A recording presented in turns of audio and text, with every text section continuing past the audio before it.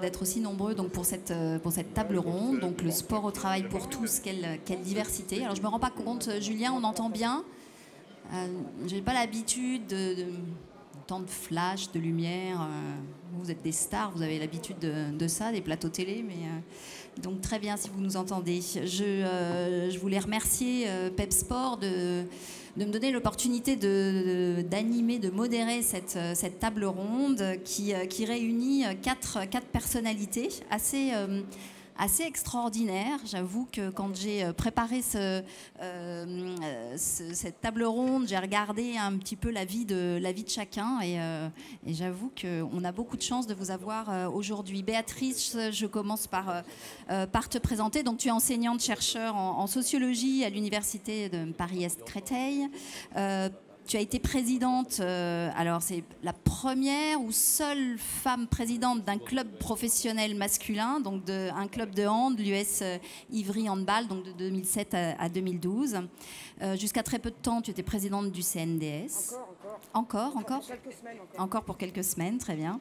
Et tu es secrétaire générale de la Fédération française de handball et tu as écrit énormément de travaux, de livres sur les sujets de la sociologie, de l'économie et du sexisme dans le sport.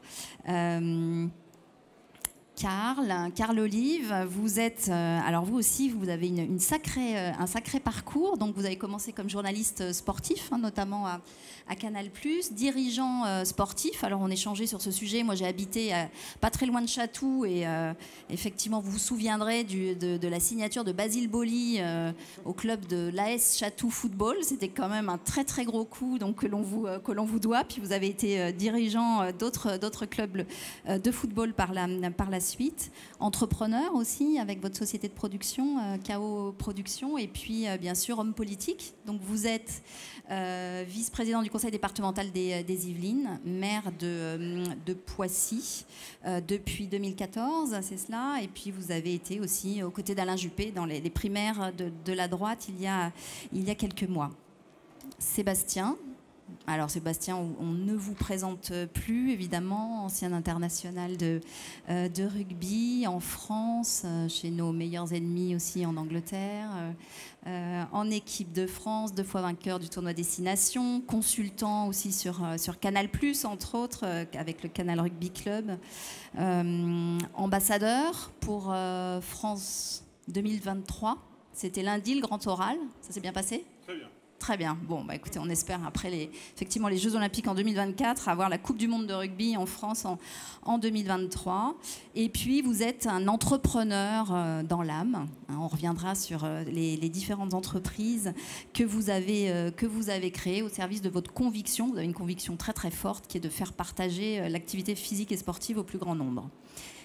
Et enfin, à ma gauche, Estelle Mossli. Alors Estelle, là aussi, on se souvient tous, on a tous en tête évidemment les images de l'été dernier à Rio. Vous nous avez fait pleurer, crier. Vous êtes la première boxeuse française championne olympique. Vous êtes ingénieure informaticienne en conception et développement aussi chez Allianz. Et vous venez de fonder l'Observatoire européen du sport féminin. Donc on est aussi absolument ravis de vous accueillir aujourd'hui sur ce sujet du sport en entreprise. Quelle diversité. Les objectifs de cette table ronde, ils sont nombreux. C'est évidemment d'aller au-delà des évidences du modèle de la grande entreprise en région parisienne, du secteur tertiaire, d'identifier les facteurs de démocratisation de la pratique du sport en entreprise et de voir comment, quelle que soit la taille, le secteur de l'entreprise ou la localisation de l'entreprise, on peut développer des programmes de sport en entreprise, comment on peut toucher des publics un peu plus larges, des publics qui sont parfois éloignés de la pratique sportive, dont les femmes et les seniors, et puis aussi braquer les projecteurs sur au-delà de l'entreprise, des collectivités locales, avec Poissy qui met en place des opérations assez exemplaires dont pas mal d'entreprises pourraient s'inspirer. Et puis enfin, voir aussi quelle est la place, ce que peuvent apporter les sportifs de haut niveau au sein de l'entreprise pour développer la pratique sportive des collaborateurs. Donc ça nous fait pas mal d'objectifs. vif. On a 45 minutes parce qu'on va essayer de vous laisser du temps pour poser des questions. Donc on va rentrer dans le vif du sujet. Béatrice, je vais commencer par toi. Alors, tu es obligée de bien répondre à ma question parce que sinon on peut plier tout de suite la table ronde. Il y a un sujet, une question, quelle diversité? Donc effectivement, est-ce qu'il y a aujourd'hui une diversité à les développer? Est-ce que ça veut dire qu'il y a certains publics qui sont écartés de l'activité physique et sportive en entreprise, différents types d'entreprises qui sont écartés de cela? Tu as travaillé beaucoup sur ces sujets. Donc... Oui, j'ai commencé à travailler sur ces sujets dans les années 90, tout début des années 90, après les travaux de Julien Pierre ont pris le relais, mais effectivement je me suis intéressée à l'usage que pouvait faire l'entreprise du sport dès le début des années 90. Et alors aujourd'hui, ce que l'on peut dire, c'est qu'on n'a pas de statistiques fiables, stabilisées, qui permettraient de répondre avec certitude à cette question. Toutefois, on peut quand même émettre un certain nombre d'hypothèses, puisque depuis maintenant 30 ans, il y a quelques travaux qui portent sur ces sujets-là, dont ceux de Julien Pierre et les miens.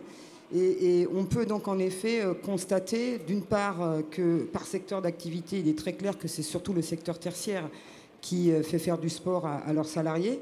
Donc moi, l'hypothèse que j'avais avancée à l'époque, qui est toujours valable, c'est de dire que c'est un secteur où on a beaucoup de salariés qui sont sédentaires, il y a une forte sédentarisation.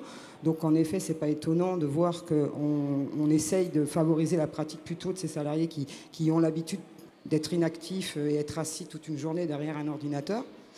Et en plus, la société et l'économie s'est tertiarisée, donc structurellement, ça paraît logique également que ce soit dans le secteur tertiaire qu'on retrouve le plus de ces pratiques. Néanmoins, ça ne veut pas dire pour autant qu'il n'y en a pas dans l'industrie. Je me souviens de l'exemple de l'entreprise aujourd'hui encore actuelle de Safran, Safran à Toulouse, qui est dans l'industrie, secteur secondaire, et qui n'hésite pas à faire pratiquer des activités physiques et sportives à ses salariés. Sur la question, le titre, vous voyez, des publics qui sont éloignés de la pratique, le sport au travail pour tous, vous remarquez, chacun et chacune, nous sommes à l'heure de langage inclusif, qu'on aurait dû rajouter et pour toutes. Et qu'en effet, les femmes font partie de ces pratiques qui se... Ça ne m'étonne pas. Ben oui, mais moi j'essaye d'y penser dans les mails que je fais, dans toutes ces choses que j'écris. J'essaye effectivement de féminiser un peu le langage, parce que j'ai vu un tweet rigolo hier, si personne n'accepte cette inclusion dans le langage, moi elle proposait que ce soit le féminin qui l'emporte sur le masculin maintenant. Ce serait pas mal, non? Je pense que... sera un autre débat, Béatrice. Voilà. Bon. J'en reviens aux femmes qui sont éloignées de la pratique. Effectivement, dans les entreprises, aujourd'hui, il semble que le sport vise surtout des cadres. Là aussi, en matière de CSP, des inégalités, me semble-t-il. Encore une fois, ce sont des hypothèses qui seraient à vérifier plus sérieusement. Mais le sport,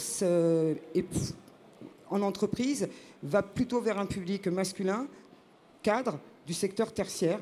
Et dans les publics qui en sont plus éloignés, il y a effectivement les femmes, les seniors, tu l'as signalé, et puis les non-valides aussi. Il ne faut pas oublier également les non-valides. Et là, il y aurait moyen de créer justement une synergie entre tous les salariés au travers de la pratique physique et sportive.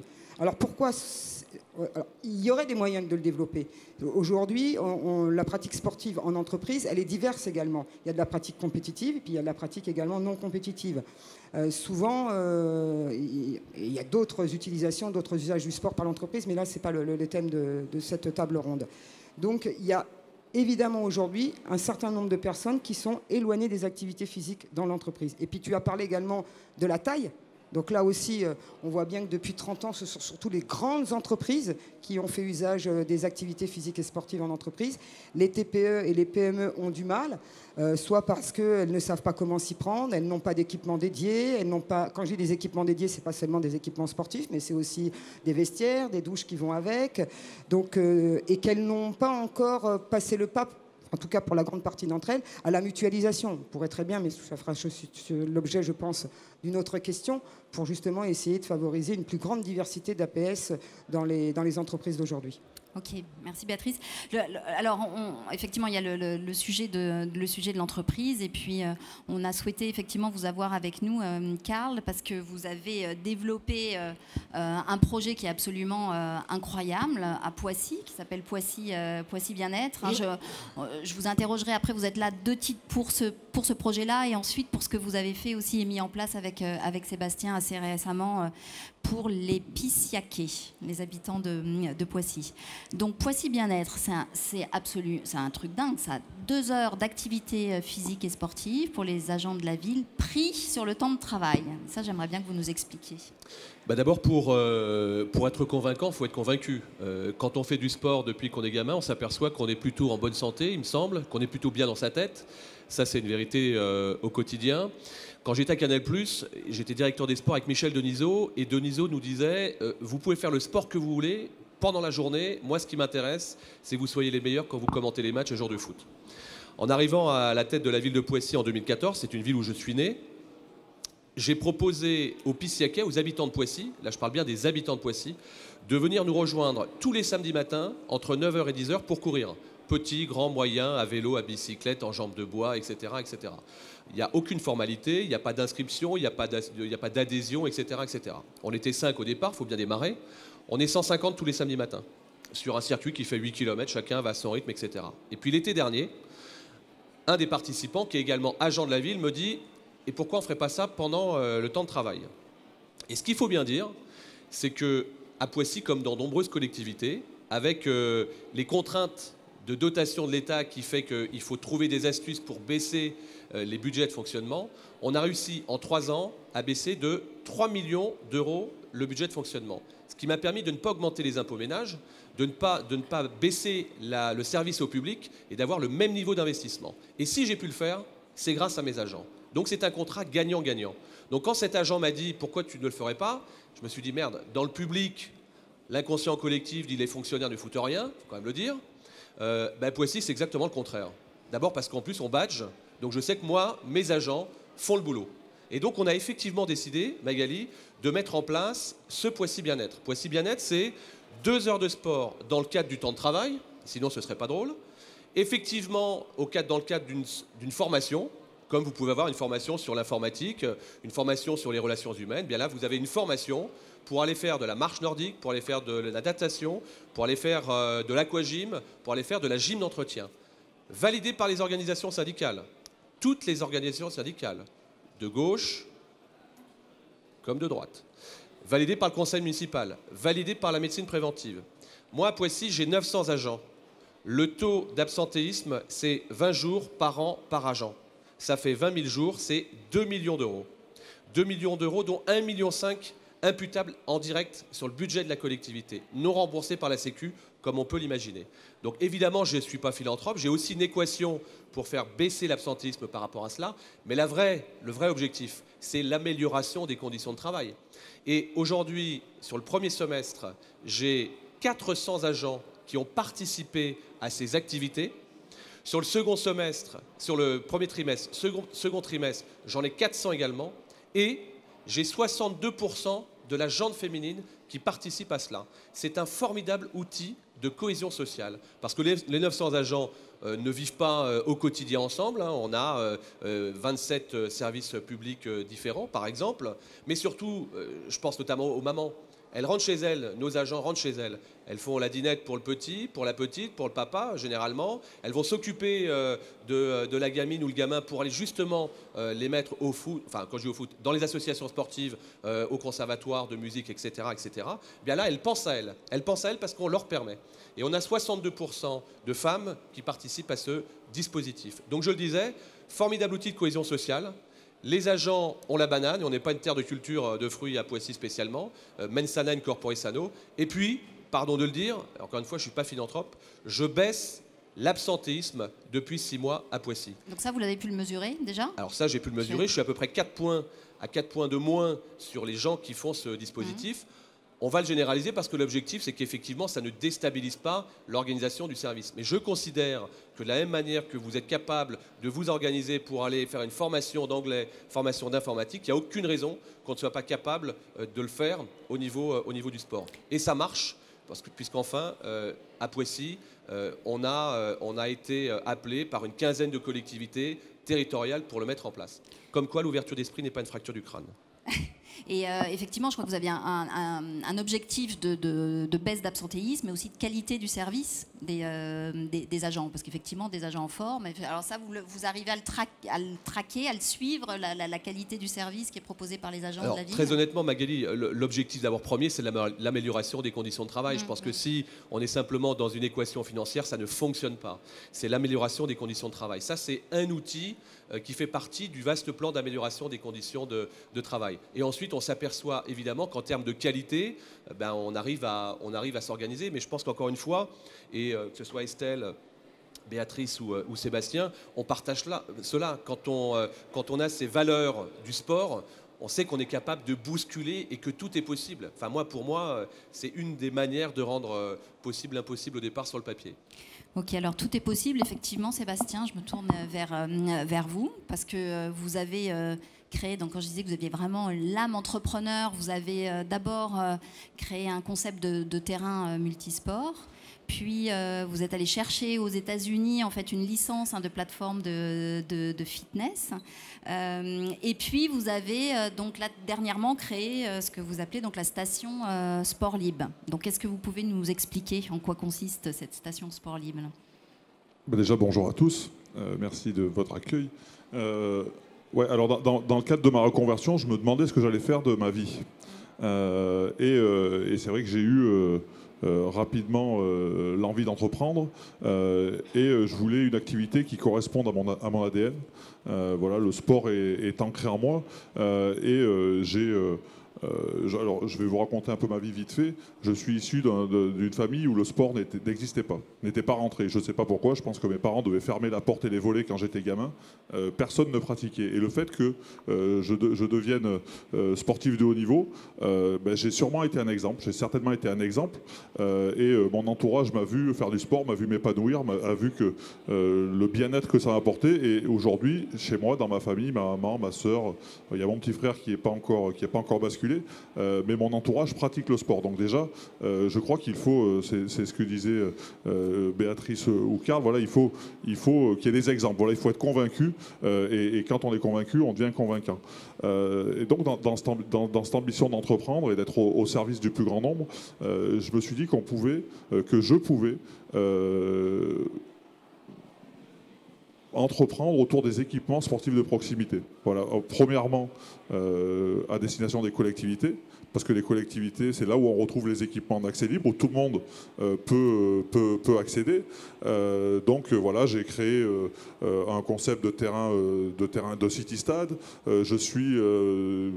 Lors d'un voyage, j'ai vu un équipement qu'on a installé chez Carolive à Poissy, un équipement de fitness très performant. Donc je suis allé chercher cette licence et je suis en train de la développer sur le territoire français. On reviendra, vous nous expliquerez tout ça après. Et dernièrement, suite à une rencontre dans le cadre de la candidature et du volet héritage des JO, j'ai développé un nouvel équipement sportif de proximité, les stations Sport Libre, pour promouvoir la pratique sportive.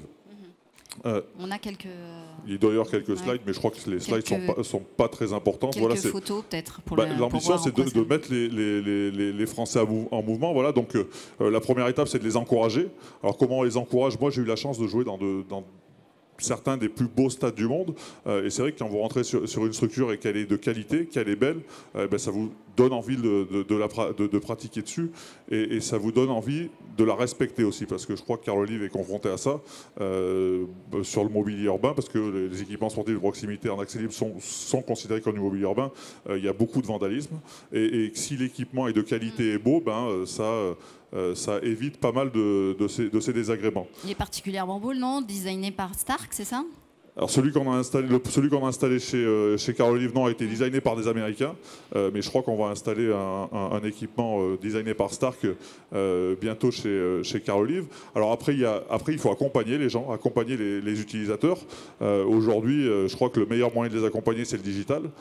Donc on s'est associé au leader français de l'accompagnement sportif digital, qui est quelque part dans la salle, pour que les gens puissent comprendre et appréhender l'équipement. Donc voilà, pour avoir un suivi quotidien de la pratique. Et le troisième volet, c'est fédérer. Voilà, parce que le sport est le meilleur moyen de fédérer, de créer du lien social, de créer du lien intergénérationnel. C'est-à-dire, à chaque fois qu'on installe un équipement, on offre des heures de coaching aux collectivités pour qu'elles créent des rendez-vous réguliers, récurrents, pour que les gens se retrouvent et partagent et pratiquent ensemble. Je crois qu'il y a des... Ouais, excusez-moi, je parle beaucoup. Voilà, on les voit concrètement. Attendez, hop, je vais reculer. Avant, il faut revenir un peu en arrière, Sébastien. Je suis pas bon. Non, voilà, ça c'est des équipements. Voilà. Donc ça c'est des équipements, voilà, je disais que je voulais qu'ils soient valorisants et que ça soit des marqueurs forts dans la ville pour inciter les gens à pratiquer. Donc c'est pour ça que j'ai pris le parti d'aller voir Philippe Starck. Et c'est des équipements sur lesquels on fait de la pratique sportive au poids du corps. C'est-à-dire que n'importe quel pratiquant, peu importe son niveau de pratique sportive, son âge, peut venir s'entraîner et se faire du bien parce que notre corps est notre outil de vie et il doit être possible d'en prendre soin facilement, gratuitement et simplement. Alors en quoi est-ce que c'est vraiment une réponse à la diversité, au sport apporté à tous? C'est parce que c'est en milieu urbain, c'est l'accessibilité, c'est le fait qu'effectivement ce soit des choses qui sont assez simples à mettre en œuvre. Ça, c'est que c'est des équipements. Quand on parle de sport au poids du corps, on fait des circuits training, voilà, on fait des squats, on fait des fentes, on fait des jumps. Tout le monde peut faire ça. On a besoin de pas grand-chose. On a besoin de son corps et voilà, de quelques éléments de mobilier pour pouvoir faire tous les mouvements. Donc voilà, moi, je veux pouvoir parler au plus grand nombre et rendre la pratique sportive accessible à tous. Ok. Tu voulais oui, je voulais dire, c'est le type d'outil qui est effectivement adapté aux besoins et à la demande d'aujourd'hui, qui est plutôt une demande de bien-être, de détente. Donc on n'est pas dans une demande de sport de compétition, on est plutôt dans une demande de développement personnel, dans une société qu'on appelle parfois à risque, où on a peur de plein de choses, où il faut se protéger, et où la question de la santé est une question aujourd'hui d'enjeu public. Hein. Donc en effet, ça correspond à un besoin, à la fois pour des gens âgés, des seniors, à la fois pour des femmes qui n'ont pas envie de rentrer tout de suite dans la compétition, à la fois pour des jeunes qui n'ont jamais fait de sport ou des non-jeunes qui n'ont jamais fait de sport. Et effectivement, comment les faire venir au sport? En général, on ne les fait pas venir au sport en leur faisant tout de suite faire de la compétition. Donc ça, c'est le type de proposition qui correspond tout à fait aux attentes sociétales d'aujourd'hui. À des seniors, je crois, vous avez dans des patients d'EHPAD, vous avez mis ça en place, non? Non, pas dans les EHPAD, mais on a installé notre modèle, voilà, le numéro 0 à Lyon, sur lequel on a fait des tests. Et il y a une maison de retraite pas loin. Et toutes les semaines, il y a un groupe de papis et de mamies de plus de 70 ans qui viennent pratiquer, qui viennent faire des mouvements. Pour rebondir sur ce que Béatrice disait, quand on parle de pratique sportive au poids du corps, moi je ne parle pas de compétition. Je parle vraiment de promotion de la pratique que les gens pratiquent. Et alors ça peut paraître peut-être un peu ambitieux ou présomptueux, mais je veux pouvoir animer une super communauté. Je veux qu'on soit une super communauté parce que quand on fait ces exercices-là, on construit son corps. Et une super communauté qui puisse après aller faire du foot, aller faire du rugby, aller faire de la boxe, aller faire du tennis. Parce que si on se met du jour au lendemain à aller jouer au rugby, aller faire de la boxe, aller faire du foot, ça peut être dangereux. Mais si notre corps est préparé, on a beaucoup moins de risques. On parle de boxe, Estelle, ça vous inspire ce genre d'équipement, effectivement, pour votre sport? Ça serait adapté?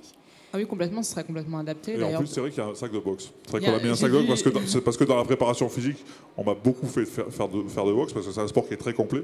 Ouais. Donc je me suis dit qu'il n'y avait pas de sac de boxe en extérieur et en accès libre. Et là, c'est bien d'en incorporer. C'est un clin d'œil à la boxe. Mais nous-mêmes, de toute façon, dans notre préparation, c'est des choses qu'on utilise. Et c'est vrai que c'est des choses qu'on peut utiliser à n'importe quel niveau. Pour un sportif qui débute ou pour un sportif qui est confirmé, il sera amené à utiliser ce genre d'installation et à travailler sur les poids de corps. Donc ça parle à tous, en effet. Ok, je reviendrai après avec vous, Estelle. Juste du coup, pour faire le lien, Sébastien, entre vous et Karl, et ce qui s'est fait à Poissy. Donc, puisqu'à Poissy, vous avez, on a parlé de Poissy Bien-être pour les agents de la ville, mais donc vous avez mis en place cette plateforme de fitness avec Sébastien. Je crois que ça a été inauguré en septembre, là, assez récemment. En fait, on a mis dans deux quartiers différents. On a mis 2 zones d'entraînement et on a inauguré la première il y a le 10 septembre ensemble et on inaugure la deuxième le 11 octobre. Voilà. Ok. Donc, est-ce que vous avez déjà, Karl, vous pouvez nous en parler? Est-ce que ça amène de la diversité? Est-ce que vous avez, en termes de fréquentation, qui est-ce qui vient sur ces plateformes? Est-ce que ça vraiment permet d'apporter le sport à tous? Bon, déjà, peut-être dire que la ville de Poissy a 40 000 habitants, qu'il y en a 10 000 qui sont sportifs en compétition ou qui aiment le sport en loisir. Tout simplement parce qu'on a des installations sportives qui sont magnifiques. On a une académie d'initiation au sport qui démarre très tôt, à l'âge de 5 ans, avant d'aller dans les structures scolaires. C'est des cycles qui permettent de choisir son sport sous forme de cycle de 8 semaines. Ça, c'est juste exceptionnel. Et on est aussi en sport de compétition, puisque le week-end dernier, pour ne pas le citer, le club de triathlon est devenu champion de France par équipe, hommes et femmes, et individuel, hommes et femmes également. Donc évidemment, on est encore une fois plutôt convaincu des vertus du sport. Alors en fait, avant de rencontrer Sébastien, évidemment on se côtoyait quand on était à Canal, enfin quand j'étais à Canal également, et au rugby club, moi ce qui m'intéresse c'est le terrain. Moi c'est d'être vraiment à l'écoute des terrains. À Poissy, je pense qu'on est la seule commune en France à préparer nos conseils municipaux dans les quartiers une fois par mois. Et dans les quartiers, ça dure 2 heures. Vous en prenez 2 heures plein la gueule, mais vous êtes en phase avec la réalité et pas celle qu'on veut vous infuser des sommets. Et il y a 2 ans maintenant, au cours d'une réunion de quartier, dans un quartier populaire, des jeunes nous ont dit « c'est top à Poissy, on aimerait aller plus loin, on aimerait faire du sport dans les quartiers. » Et du sport où on n'est pas forcément obligé de prendre une licence, obligé de payer, obligé d'avoir un prof, obligé d'attendre entre 9 et 17 heures les autres ouvertures, etc. Et petit à petit, c'est vrai qu'on s'est dirigé vers cela. Alors évidemment qu'il y a une volonté politique dans le sens vie de la cité. Moi, j'ai souhaité implanter, Sébastien l'a rappelé, au cœur du quartier, un premier dispositif et un second au cœur d'un deuxième quartier de Poissy. Pourquoi? Parce qu'il y a une véritable appropriation, notamment des jeunes et des moins jeunes, qui viennent utiliser ce dispositif. Mais de la même manière, sur le deuxième qu'on a installé, il faut aller, je pense, plus loin. C'est utilisé également par les basketteurs qui ne sont pas très loin, qui vont pouvoir venir faire leur circuit training, par des champions de boxe qui ne sont pas très loin également, par des footballeurs, par des triathlètes. Donc c'est vraiment une multi-utilisation. Et là, encore une fois, on a vraiment une insertion sociale qui est juste exceptionnelle. Parce que sur ces outils-là, de 9h à 22h, il n'y a pas de surveillance. Et le paradoxe de la situation, tel que l'a présenté Sébastien Chabal à juste titre, c'est que là où on se dit « merde, c'est pas surveillé, c'est pas regardé, c'est les jeunes des quartiers populaires qui vont venir, ça va être tagué de partout, etc. » Absolument pas. Il n'y a pas un truc qui traîne. On nous a demandé même de rajouter des poubelles, etc. Les jeunes se le sont appropriés. Et au-delà de ça, c'est là où je dis que quand il y a une volonté, il y a vraiment un chemin, c'est qu'on a pu bénéficier de 80% de subventions. Donc les élus qui vous disent, il y en a peut-être dans la salle, c'est pas possible, ça coûte du pognon, etc. Que nenni, hein. 80% de subventions, c'est le plafond légal. 40% de la part de la région, 30% de la part du conseil départemental, et merci Béatrice, 10% de la part du CNDS. Donc on a 80%. Et pour rien vous cacher, le laisser à charge, comme on le dit, pour la commune, par rapport à l'outil qu'a présenté Sébastien, c'est 50 000 €. Mais moi, je n'ai pas choisi Sébastien Chabal parce que c'était Sébastien Chabal. J'ai choisi Sébastien Chabal parce qu'il est sorti, évidemment, vainqueur de l'appel d'offres. Je rappelle qu'on est dans une collectivité publique. Et surtout, le concept que présente Sébastien va même plus loin. Et je pense que c'est aussi ce que partage Estelle. C'est qu'en plus, il y a de l'insertion derrière. C'est-à-dire qu'il y a un accompagnement avec des profs. Et Sébastien et son concept nous ont permis de choisir nous-mêmes les futurs profs formés par les équipes de Sébastien avec un engagement financier à la clé. Et évidemment qu'on a pris des mômes du quartier. Donc en plus, c'est un passeport pour l'emploi. Donc c'est top, c'est gagnant-gagnant. Il y a des filles qui pratiquent sur ces terrains? Alors évidemment Parce qu'on sait très bien que dans les quartiers, moi dans ma ville c'est pareil, ils sont surtout visités et utilisés par les garçons. Alors je disais, moi par exemple, la première fois que j'ai visité ça en tant que conseillère municipale déléguée au sport, j'ai dit mais il n'y a pas de toilettes. Nous, les filles, on a besoin quand même de toilettes, surtout si on reste un certain nombre d'heures. Donc, c'est des choses simples. Hein. Il suffit de mettre une toilette pour faire venir très certainement plus de public féminin. Moi, j'ai évidemment un public féminin. On a notamment une section handball qui marche du feu de Dieu à Poissy. On a également des demoiselles de quartier. Et pour vous dire, ces demoiselles qui parfois sont voilées dans les quartiers, quand elles viennent faire du sport, elles sont dévoilées. C'est juste aussi pour montrer qu'à un moment donné, la laïcité, il faut arrêter de la stigmatisé et que, en tout cas ici à Poissy, on est capable de proposer des choses, encore une fois, dans le respect que nous imposent toutes les législations, y compris celle que vous abordez, Béatrice, en matière de sport. Donc franchement, oui, ça marche, il y a une vraie belle mixité. Hier matin, ça flottait. Je peux vous dire que le dispositif, le Sport Libre sur Borgard, qui est le quartier en question que connaissent certains ici, il était plein, quoi. Donc c'est formidable, vraiment. Après, je crois que c'est pas forcément des temps très longs, non? C'était 7 mouvements, 7 minutes, ou c'est quand même très... Ouais, après, c'est un appel, 7 mouvements, 7 minutes, c'est un appel marketing, on va dire. Parce que, non, mais c'est du circuit training à haute intensité.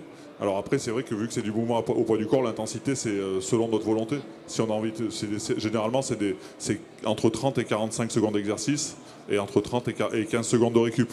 Donc si on vous demande de faire des pompes et que vous avez envie de faire 3 pompes en 45 secondes, vous en faites 3. Si vous voulez en faire 300, vous en faites 300, ce qui est un peu plus compliqué. Bon. Merci Estelle. On est absolument ravis de vous avoir sur ce sujet qui est un petit peu différent. Ce qu'on a envie de voir avec vous, c'est comment vous êtes, vous, une sportive de très très haut niveau. Vous travaillez dans l'entreprise chez Allianz, et comment vous amenez la diversité aussi du sport en entreprise. C'est aussi via des talents qui sont ceux des sportifs de haut niveau, qui amènent de la diversité en entreprise et qui amènent énormément de choses en termes de performance auprès des équipes. J'aimerais bien que vous nous disiez un petit peu. Alors, quand on s'est appelé avant de préparer cette table ronde, j'ai dit on va pas revenir sur les valeurs du sport, les valeurs de l'entreprise. Je crois qu'on est tous super convaincus du fit qu'il y a entre les deux et de ce que ça peut apporter au monde de l'entreprise. Mais j'aimerais bien que vous partagiez avec nous ce que vous apportez quand vous êtes dans votre entreprise, l'impact que vous avez auprès des équipes qui sont autour de vous. Alors, c'est vrai que moi j'ai été intégrée au sein d'Allianz bien avant mon titre olympique, donc 1 an avant, à l'issue de mes études, parce que j'ai fait une école d'ingénieur en informatique. Et tout de suite, ça a été très bien reçu de la part des ressources humaines, parce que pour eux, il était évident qu'un athlète pouvait apporter aux équipes, parce que l'athlète est tout au long de sa carrière confronté à beaucoup d'épreuves, à beaucoup de sacrifices, est amené à se dépasser, est entouré d'une équipe aussi, puisque moi, en tant qu'ingénieure informaticienne, hein, je ne travaille pas seule, je travaille avec une équipe. Et ils ont tout de suite compris que ça pouvait apporter un certain dynamisme dans l'équipe, et une motivation motive les troupes, finalement. Que j'allais m'investir énormément dans mon projet, parce que forcément, quand l'athlète vise un objectif, il fait en sorte de l'atteindre, même s'il peut avoir certaines difficultés autour, il fait en sorte de l'atteindre. Donc c'est pour ça et pour mes compétences, hein, forcément, que j'ai été intégrée au sein d'Allianz. Et ça s'est très vite démontré à l'issue des projets que j'avais à mener. Le fait aussi peut-être d'être une fille qui boxe, donc qui évolue dans un sport masculin et qui réussit dans un sport masculin. Moi, j'ai une équipe, c'est à peu près pareil au travail, hein, je suis la seule fille dans mon équipe de travail, puisque le milieu informatique est assez masculin. Eh bien, je pense qu'ils ont tout de suite vu le ton que j'allais donner, finalement, et ils ont tout de suite vu voilà, qu'ils pouvaient compter sur moi. Ils m'ont confié des missions importantes. Ils ont fait appel à mes compétences sans préjugés, sans se dire est-ce qu'elle serait capable d'eux, puisqu'en plus j'étais nouvelle dans l'équipe, donc je sortais de mes études d'ingénieur, donc pas forcément énormément d'expérience dans le milieu de l'entreprise, mais du fait que, voilà, à côté de ça, j'avais déjà su mener de front études et sports, que j'avais déjà su me démarquer dans des milieux où je n'étais pas forcément très favorisée, puisque seule fille dans ma salle de boxe, dans une minorité un peu dans un sport relativement d'hommes, j'avais su aussi démontrer mes qualités, j'avais su réussir les objectifs que je m'étais fixés. Donc ça, c'est aussi un atout de pouvoir montrer. Vous avez pas mal communiqué avec les managers aussi de l'entreprise. Ouais. Vous m'avez dit, moi, c'est de montrer qu'on peut être là où on ne m'attendait pas. Effectivement, une femme dans un milieu très, très masculin, professionnel, exactement. Une femme boxeuse. Et est-ce que pour les femmes en entreprise, on revient à notre sujet, Béatrice, un de nos sujets favoris, mais... est-ce que ça a véritablement amené quelque chose? J'imagine aussi que quand vous étiez aux Jeux Olympiques, ils devaient être tous fous. Enfin, je veux dire, ils ont dû vous suivre. Enfin, ça a dû être quelque chose d'extraordinaire. Oui, ils ont suivi, c'est sûr. À l'issue de ce titre, j'ai été amenée aussi à intervenir au sein de ma propre entreprise. Et il y a eu énormément de retours de toutes parts, hein, de la part de tout le monde, mais beaucoup aussi de la part des femmes qui voyaient en moi quelqu'un qui pouvait s'illustrer dans un milieu masculin. Donc une possibilité d'être là où on ne nous attend pas forcément, et une possibilité aussi d'être autant à la hauteur des exigences qu'on peut attendre de celles des hommes, voilà, de répondre présente face à ces exigences-là, et puis d'avoir su quelque part assumer mon choix de vouloir briller en boxe. Et du coup, chez Alliance, ils se sont mis à la boxe. Il y a beaucoup de collaborateurs qui se sont mis à la boxe grâce à vous, des femmes qui ont... J'ai eu des retours de certaines femmes qui me demandaient un peu où est-ce qu'elles pouvaient s'inscrire et où est-ce qu'elles pouvaient tester ce sport. Après, j'ai pas mené mon étude pour savoir qui s'est mis à la boxe exactement, mais c'est vrai que cette victoire a suscité pas mal de vocations au sein de mon entreprise, pas forcément que au sein de mon entreprise. Je pense que c'est assez général, et c'est là où je pense que l'athlète est important aussi. Il s'agit aussi de montrer l'exemple et d'inciter d'autres personnes à faire la même chose, ou en tout cas à ne pas se fixer de limites et ne pas s'arrêter à ce qu'on peut leur dire, voilà, d'assumer ses choix et puis de tenter l'aventure, en fait, quelque part. Est-ce que, j'imagine que la boxe, je trouve que c'est un sport qui se prête assez bien à la pratique, effectivement, en entreprise. Béatrice, est-ce qu'il y a des synergies, justement, à trouver entre les différentes parties prenantes impliquées, et en particulier entre le monde de l'entreprise et le mouvement sportif, tous les clubs, toutes ces entreprises qui ont autour d'elles des clubs, des associations, et comment est-ce que ça fonctionne et quelle synergie on peut trouver entre les deux? Il y a tout à construire. On part de zéro. Je crois qu'il y a aucune fédération aujourd'hui peut se targuer de dire on a créé de véritables synergies avec le monde de l'entreprise. Bon, en dehors de la Fédération française du sport d'entreprise, bien évidemment, hein, mais aucune. C'est des choses sur lesquelles aujourd'hui on commence à se pencher parce que, comme les collectivités, on voit les subventions nous aussi diminuer fortement. Donc on a compris qu'il allait falloir peut-être aller trouver d'autres sources de revenus et de recettes. Et donc je pense que certaines fédérations comme la nôtre, on essaye de mettre en place des stratégies de diversification en offrant de nouveaux produits spécifiquement pour ces nouveaux publics que sont les femmes, les seniors et les gens qui pratiquent peu le sport, vers le monde de l'entreprise notamment. Nous, par exemple, on a développé le Baby Hand ou le Hand Fit qui peut se pratiquer un peu de la même manière. On n'utilise pas les mêmes appareils, mais on utilise aussi des appareils qui sont des ballons, etc. Bon, des choses qu'on utilise dans notre sport, mais qui ne sont pas du tout du sport de compétition. Donc il y a aujourd'hui des entreprises, des fédérations. Alors le plus compliqué, c'est que vous pensez ça au niveau fédéral, après il faut le faire descendre au niveau des clubs. C'est là que ça commence à devenir compliqué, parce que ça nécessite aussi des nouvelles compétences de la part des gens qui sont sur le terrain. Faire des entraînements de rugby pour faire une compétition et assurer l'usage de ce type d'instrument, enfin, c'est pas la même chose. On est obligé quand même d'avoir une formation qui permette d'éduquer un peu les gens à la pratique sportive différemment que lorsque c'est en compétition. Donc ça nécessite de les former, ça nécessite d'abord de les convaincre. Je crois que là, on est tous d'accord. Les convaincre, les former, les accompagner. Donc tout ça, ça prend du temps. Donc je pense que ces synergies vont se construire dans les années qui viennent, parce que les fédérations voient bien qu'aujourd'hui le monde de l'entreprise s'intéresse de plus en plus aux activités physiques et sportives.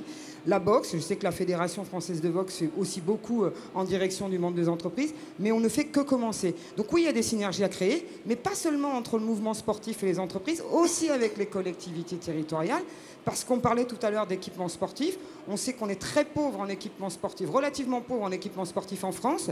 Donc on a là aussi, on aurait besoin, et les mots sont forts, mais c'est vraiment la réalité. Je pense qu'on aurait besoin d'un véritable plan Marshall concernant les équipements sportifs. Donc aujourd'hui, on n'en a pas les moyens financiers.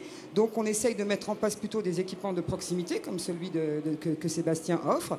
Donc effectivement, ça va. Et on doit mutualiser les équipements sportifs des villes. C'est-à-dire qu'effectivement, si entre midi et 2, il n'y a pas de club qui utilise l'installation, est-ce qu'on ne peut pas l'utiliser pour une entreprise? Et des gens qui sont entraîneurs dans les clubs, qui sont formés au préalable, peuvent éventuellement proposer un certain nombre d'activités physiques et sportives.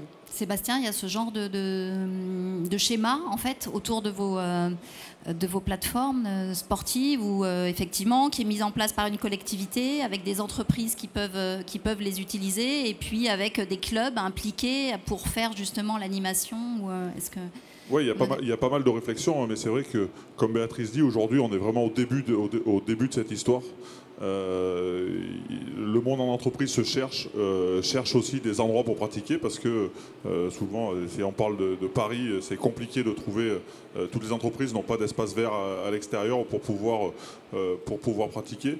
On est très sollicité sur les nouveaux projets d'aménagement dans les villes, voilà, par les grands constructeurs, parce qu'ils veulent donner de la cohérence au territoire et ils veulent remplir cette case de pouvoir rendre cette pratique sportive accessible à tous.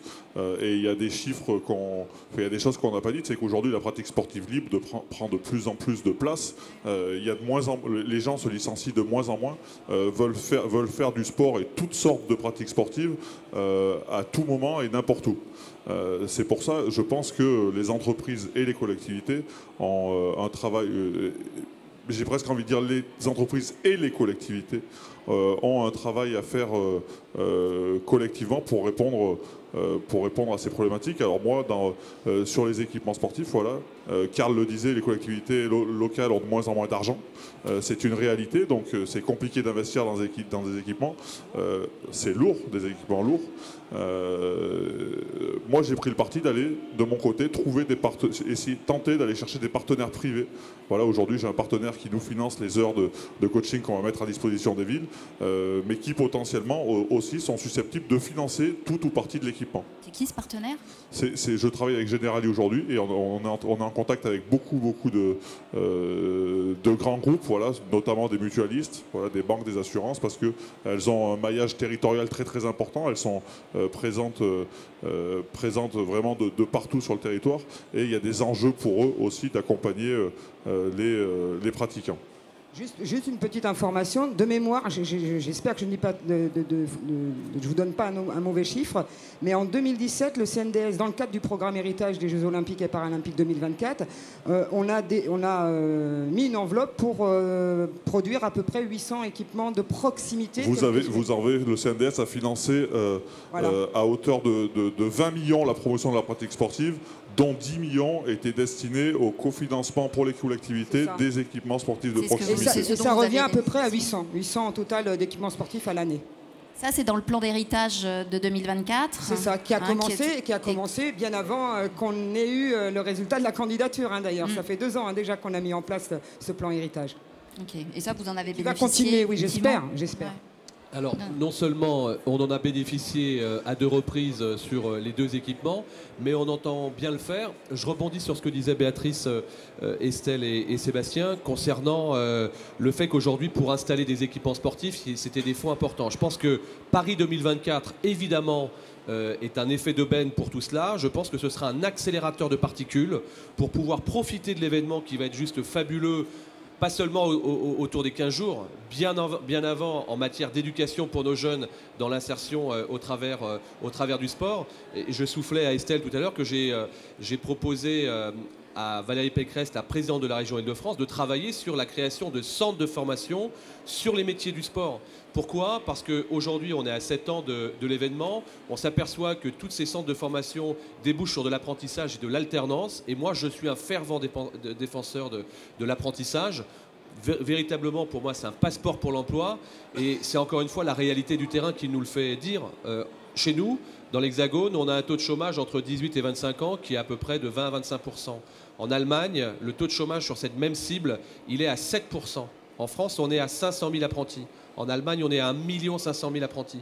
Mais en Allemagne, on le disait tout à l'heure, on le soufflait en tout cas, les structures de sport, quand on dit le sport c'est l'école de la vie, il y a école et il y a vie. En Allemagne, on fait du sport intégré dans le cadre du temps scolaire. Aujourd'hui, chez nous, c'est pas encore le cas. Et à mon sens, il faut que ça le devienne, avec des classes à horaires aménagés, peut-être faire en sorte de terminer l'école plus tôt pour que les jeunes aillent faire du sport. Le jour où on aura intégré cela, on aura intégré le fait que les apprentis sont un passeport pour l'emploi. Moi, je vois à Poissy, on est la commune qui embauche le plus d'apprentis. On a une quarantaine sur le département des Yvelines. J'ai pas une seule personne qui est en échec. Et juste pour terminer, à l'époque où j'étais directeur des sports, j'ai embauché 80 jeunes à Canal+, entre 18 et 25 ans, qui n'étaient pas formés au métier du journalisme, qu'ils sont devenus par l'apprentissage. Il n'y a aucune personne qui est au bord du chemin aujourd'hui. Très bien, Estelle. Vous avez récemment créé en fait l'Observatoire européen du sport féminin. Est-ce que vous pouvez nous en dire 2 mots et en quoi la démarche que vous essayez la démarche d'accompagnement des sportifs de haut niveau peut aussi, sur l'axe reconversion, peut-être favoriser cette pratique du sport en entreprise? Alors oui, j'ai créé l'Observatoire européen du sport féminin il y a quelques temps. Donc rapidement, il s'agit de mettre en place 3 pôles pour des problématiques assez féminines, parce que c'est vrai on parle souvent de problématiques très générales qui peuvent correspondre aux hommes comme aux femmes, mais il y a aussi des problématiques qui sont plutôt féminines qu'il faut prendre en compte et qu'il faut traiter. Donc il y a un pôle médico-juridique avec des experts qui seront mis en place pour accompagner les athlètes sur des choses, des problématiques féminine, donc on peut tout imaginer, mais voilà, avoir un enfant, le problème des règles, ce genre de choses, dont on ne parle pas forcément, mais qui impactent dans la pratique du sport de haut niveau et qui est à prendre en compte. Un pôle de pause de carrière, parce que moi-même, étant là-dedans, je me suis posé la question de comment j'allais reprendre, si je comptais reprendre, comment j'allais reprendre. Et c'est vrai que les fédérations n'accompagnent pas forcément les athlètes à ce niveau-là. La pause peut être de tout ordre, pour avoir un enfant, pour reprendre ses études, pour se former. Et c'est vrai que quand on décide d'arrêter, on est souvent... c'est nous et nous, en fait. C'est nous et nous, et puis c'est à nous de nous organiser pour rester en activité pendant cette pause, et c'est à nous de nous organiser pour revenir au meilleur niveau derrière, alors que très souvent on peut vite revenir au meilleur niveau si on est bien accompagné. Et puis le troisième qui rejoint un peu ce dont on parle, c'est l'accompagnement sur la reconversion professionnelle. Et je pense qu'aujourd'hui, les femmes, il y a un travail à faire avec les femmes par rapport à ça, par rapport à la reconversion professionnelle. Moi, je mets en avant pas mal la reconversion professionnelle sur des postes clés, aller chercher des postes clés dans les fédérations et aussi dans les entreprises. Je pense l'athlète a pas mal de qualités qu'il peut mettre en avant dans les entreprises. Maintenant, il faut l'accompagner pour le vendre au mieux auprès des sociétés et pour qu'il puisse trouver un peu sa voie derrière tout ça, derrière sa carrière professionnelle. Donc, il s'agit d'amener les femmes vers des postes où on ne les attend pas forcément, et puis de les accompagner pour qu'elles se dirigent vers des postes importants dans le milieu du sport, mais aussi dans les entreprises. Très bien. On va peut-être... alors j'avais prévu de vous faire conclure chacun sur ce que peut-être juste en 2 mots pour qu'on donne après une question à la salle. Si l'un d'entre vous dire qu'est-ce qu'il faudrait pour la diversité, pour développer la diversité dans la pratique du sport, que ce soit en entreprise ou dans les collectivités.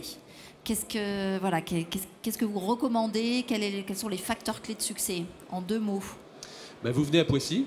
Ouais, ça on a compris que. Et vous verrez également que le Paris Saint-Germain vient installer son camp d'entraînement à Poissy sur 75 hectares, 2000 emplois à la clé, que ce soit au niveau du football, du handball et du judo. Et que, comme le dit souvent Sébastien, seul on va plus vite, mais qu'ensemble on va plus loin. Très bien. Donc en fait, on fait de la boxe à Poissy.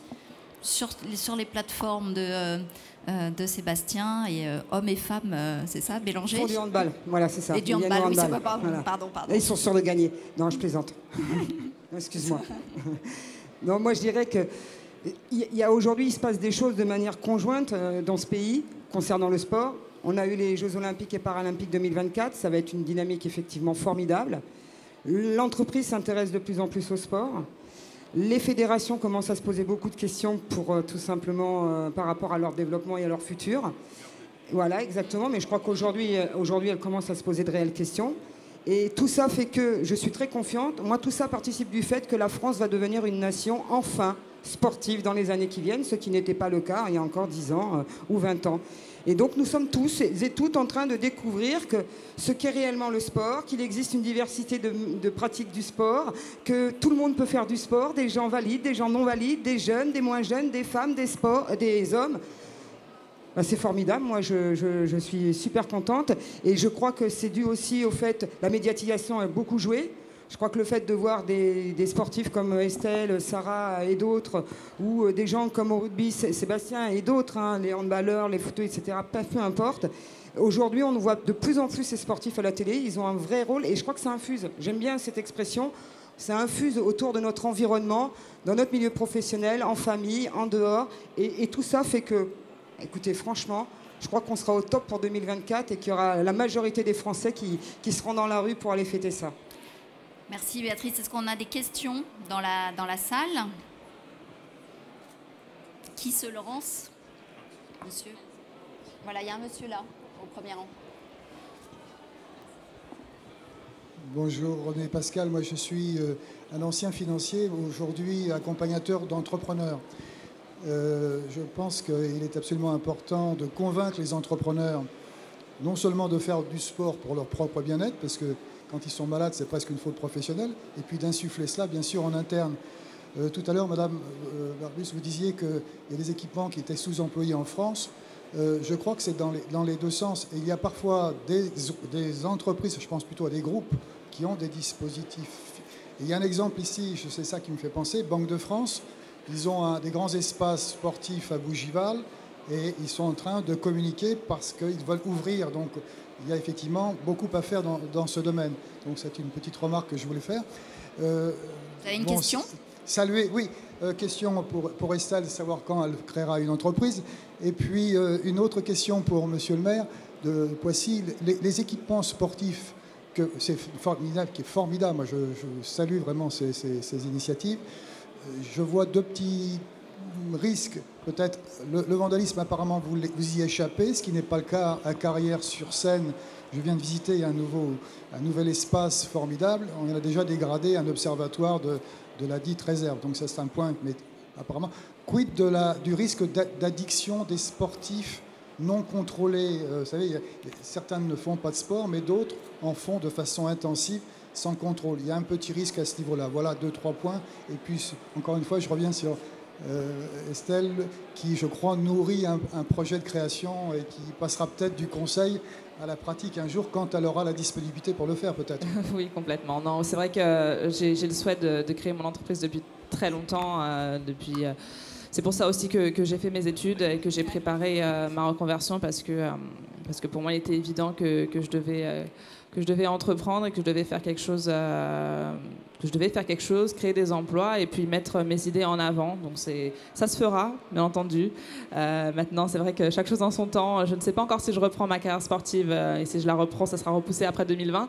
Mais pour l'instant, voilà, je suis sur mon projet associatif et parce que je pense qu'en tant qu'athlète, c'est bien aussi que le message vienne des athlètes et que les actions viennent des athlètes parfois parce qu'il n'y a rien de tête que les athlètes pour parler de leurs difficultés et je pense qu'ils savent exactement sur quelle chose il faut se pencher pour améliorer en tout cas la condition des futurs athlètes et des futures générations.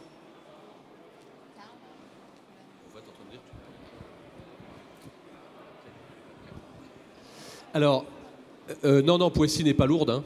Il n'y a pas de miracle. Donc on a aussi affaire de temps à autre à malheureusement ce type d'incivilité. En revanche, comment y pallier, comment réduire effectivement cet état de fait?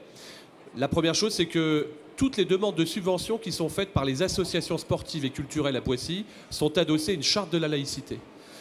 Ça, c'est la première chose et c'est très important. Et là encore, de nombreuses collectivités nous ont appelés pour mettre en place ce type de charte. C'est peut-être anecdotique pour les uns et les autres. Je peux vous dire que pour les sportifs, ça ne l'est pas. On est dans un pays de droits et de devoirs. Et bien dans le sport, il y a des droits et des devoirs. C'est la première chose. Et puis derrière, on est encore une fois sur un contrat gagnant-gagnant. Donc moi, j'explique les règles. C'est comme dans le sport. Quand on connaît les règles, on peut les appliquer. On peut aussi ne pas les appliquer. Mais au football, quand vous êtes hors jeu, vous êtes en dehors du jeu. Et quand vous êtes en dehors du jeu et que vous êtes hors jeu, il y a une sanction. Au foot, ça s'appelle un coup franc indirect, l'arbitre lève la main. Eh bien, moi, dans ma collectivité, l'association, le type, la miss qui se fait attraper en flagrant délit d'incivilité, elle n'y retourne pas. Point barre. Et quand ça concerne un mineur, je suis vraiment intraitable avec les parents parce que pour moi, l'éducation passe par là. Ça, c'est la première chose. La deuxième chose en matière d'addiction, je préfère qu'il soit vraiment en addiction sportive puissance 1000 qu'en addiction au shoot, qu'en addiction à l'alcool. Et pendant qu'ils sont sur ces dispositifs, ils ne sont pas ailleurs, c'est QFD. Super, merci Karl. Une question là-bas ? Oui, mais je vous remercie de me donner la parole. Je souhaitais juste faire un petit témoignage à double titre. Rapidement, si vous avez une question pour qu'on laisse la parole aux autres. Très rapide, du coup, vous avez parlé de qu'est-ce qui est incitatif pour qu'on pratique. Il se trouve que je suis agent du ministère des Sports, mais je suis également élu dans une commune en tant qu'adjoint au sport. Deux projets un petit peu différents, mais qui ont une similitude. Sur la ville de Nancy, on propose de l'activité physique entre midi et 2. Le mardi et le jeudi, ce qu'on appelle les midis de la PEP, des agents de la préfecture, des agents de la ville de Nancy, des entreprises privées, des gens de l'agence régionale de santé vont pratiquer ensemble sur un même lieu. Ça marche, pourquoi ? Parce qu'on est sur un équipement de proximité, maximum 10 minutes de son lieu de travail, un coût de pratique qui est modeste, 20 € par an pour toutes les activités. Et enfin, mais là je me tourne vers le maire de Poissy, la ville de Nancy accorde 45 minutes sur le temps de travail des salariés qui viennent pratiquer. Un effet de levier énorme pour que les gens se lancent dans l'activité de nouveau. Sur un autre territoire, la zone industrielle de Ludre-Fléville, on a 8500 salariés pour 350 entreprises, un projet d'activité sportive qui se déroule au sein même de la zone industrielle, avec un parcours de santé qu'on a fait au sein même de la zone industrielle pour une pratique libre, et des équipements que la ville met à disposition gracieusement pour que ça puisse pratiquer. Et du coup, un projet partagé entre les salariés d'une zone industrielle, mais également pour tous les agents de la collectivité. Voilà. Merci pour votre témoignage. Une autre question ? Là, au premier rang, il y a 2 questions. Rapides, parce qu'on a un peu tenu par le temps. Il nous reste 2-3 minutes. Une petite question et une petite remarque. La question, elle s'adresse à Sébastien Chabal. Je voulais avoir une idée de la fourchette de prix de votre portique urbain. Alors c'est très important. Alors les équipements qu'on a vus, il y avait 2 tailles différentes. On est à 15 900 pour la plus petite structure et autour de 30, je crois que c'est 30 900 ou 32 900 pour la grande structure. Voilà. Une idée, merci. Après, je voulais compléter le témoignage d'Estelle en disant qu'Estelle parlait de son intégration dans l'entreprise. Je voulais dire qu'elle est en préparation olympique, elle n'a peut-être pas vu, mais il y a eu énormément de travail de préparation de l'entreprise et de son manager pour qu'elle entre dans l'entreprise. Elle est rentrée d'abord en stage, il me semble, et ensuite en emploi. Il y a eu une incitation du ministère des Sports au moment du pacte de performance pour qu'elle rentre dans l'entreprise, puisque au départ, l'entreprise ne voulait pas intégrer de sportifs. C'est encore très difficile de faire entrer des sportifs dans l'entreprise qui sont encore en carrière. Donc il faut encore pousser. Et ensuite, il y a eu un travail avec le manager pendant 6 mois pour comprendre l'intégration des sportifs, comprendre pourquoi elle n'était pas là, le programme de boxe changeait sans arrêt. Donc il y a eu tout un travail derrière. Donc elle était en préparation olympique. Elle n'a peut-être pas tout mesuré, mais il n'y a pas juste un sportif rentre dans l'entreprise et les managers sont contents, c'est facile et tout. Il y a quand même tout un travail d'intégration. Par contre, elle n'a pas aussi bien dit que l'impact qu'a eu sa médaille était énorme. Il y a une fierté dans l'entreprise qui a été énorme. Tu ne l'as peut-être pas mesuré totalement, mais moi j'ai des agents de l'autre bout de la France qui disaient à leurs clients « on a Estelle Mosley ». C'est énorme l'impact qu'a eu ta médaille. Voilà, je voulais juste rajouter ça. Non, c'est vrai que je ne l'ai pas relevé, mais oui, je pense que l'impact a été énorme, mais je pense que c'est ça aussi. Il y a une prise de risque quelque part de la part des sociétés à prendre un athlète qui est en carrière Et c'est vrai qu'il y a un travail à mener pour leur dire qu'est-ce que vous avez à gagner à prendre cet athlète-là. C'est là où est la difficulté, parce qu'en effet, certaines sociétés ne comprennent pas trop bien encore le bénéfice à avoir un athlète qui peut-être après sa carrière sera amené à travailler réellement à temps plein dans la société, mais pendant sa carrière doit bénéficier d'un aménagement pour pouvoir s'entraîner et mener à bien son projet olympique. Donc c'est vrai qu'il y a beaucoup de boulot. Je sais qu'il y a eu beaucoup de boulot en amont qui a été fait, mais tout ce boulot, c'est pour faire comprendre aussi à cette entreprise, voilà, quels sont les bénéfices d'intégrer cet athlète, parce qu'il faut le former, il faut le préparer, et parce qu'après, ça peut vous apporter beaucoup. Merci. On a une dernière question, rapidement. Oui, merci. Ma question s'adresse à Carl Olive. Vous disiez tout à l'heure que vous aviez permis l'intégration d'une pratique, d'une activité physique pour vos agents, en le faisant passer sous forme d'une formation. Est-ce que c'était une image en disant que c'est du temps qui peut être consacré à de la formation, ou c'est vraiment validé comme une formation ? Alors c'est validé comme une formation, puisqu'on a créé un centre de formation en interne. Toutes les activités sont encadrées par le service des sports de la ville de Poissy, avec des entraîneurs et des éducateurs diplômés d'État. Donc on est dans le parfait centre de formation, au même titre, comme je disais tout à l'heure, que Estelle va aller être dispensée d'une formation d'informatique, ou Sébastien pour un BTS de coiffure. Dans ce cas-là, la formation, elle a un délai très court dans le temps, parce que toute formation s'arrête à un moment donné, donc oui, l'activité s'arrête aussi. On est sous forme de cycle qui dure un trimestre, mais si par exemple le premier trimestre vous souhaitez faire de la gym d'entretien, eh bien vous serez en formation de gym d'entretien, dispensé par la ville de Poissy au titre du centre de formation, dispensé par les éducateurs, et au second trimestre, vous pouvez très bien faire de l'aquabike par exemple, etc., etc. Vous avez les bénéfices de la formation derrière aussi. Je dirais qu'on a surtout le bénéfice d'avoir des éducateurs qui sont diplômés d'État, avec un impact financier pour la ville de Poissy qui est zéro. Hein. Donc là, c'est vraiment ultra gagnant. D'accord, merci. Voilà, je pense qu'on va devoir mettre fin à cette table ronde. Il y a des choses formidables, effectivement, qui sont faites dans les facteurs clés de succès de la diversité. On voit on a encore des chiffres à aller chercher, des progrès à faire pour voir un réel état des lieux, des synergies à créer.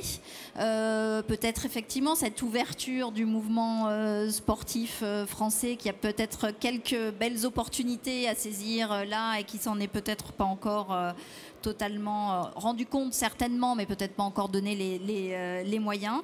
Que tout est possible en fait quand il y a une volonté, vous nous le démontrez. Et effectivement, cette mixité entre les collectivités locales, les entreprises, quand on donne du temps et quand on donne de l'accessibilité, on sait que ce sont les deux freins majeurs à la pratique sportive, le manque de temps et l'accessibilité aux équipements sportifs. Donc on a de beaux exemples là qui nous montrent que ça peut marcher, et c'est possible. Merci Estelle, merci Carl, merci Sébastien, merci Béatrice, merci à vous tous. À très bientôt.